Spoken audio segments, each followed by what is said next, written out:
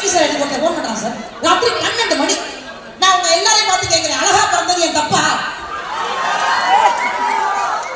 அவருக்குலாம் 60 வயசுக்கு எந்திரிச்சு கொந்தளிக்கிறாரு பாருங்க. அண்ணா உணவு பாட்டில்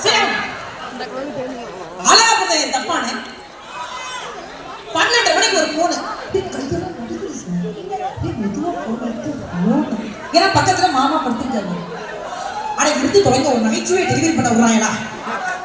மாமா ஓடிட்டானா? போன எடுத்து ஹலோன்னு ஆப்போசிட்ல ஒருத்தர் சாரி சாருன்னா அவன் என்னைய ஆம்பளுக்கு நினைச்சான். நான் கவலைப்படலையே.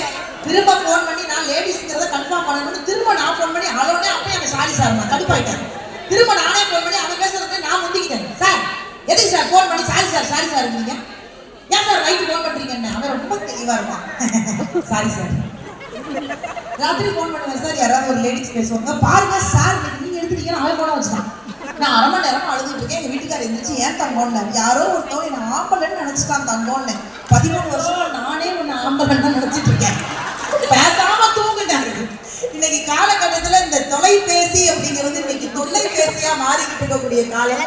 இந்த நேரத்திலையும் கூட நிறைய சமூக ஊடகங்கள்ல நிறைய நல்ல விஷயங்களை இன்னைக்கு உலகம் முழுக்க கொண்டு வந்துட்டு இருக்காங்க. பாடலாசிரியர் அவர்களுக்கு தெரியாதது ஒன்றும் கிடையாது. ஆனா சாரே இன்னைக்கு ட்ரெண்டிங்கா இறங்கியிருக்காங்க அப்படின்னா நம்மால் முடிந்த ஒரு விஷயம்.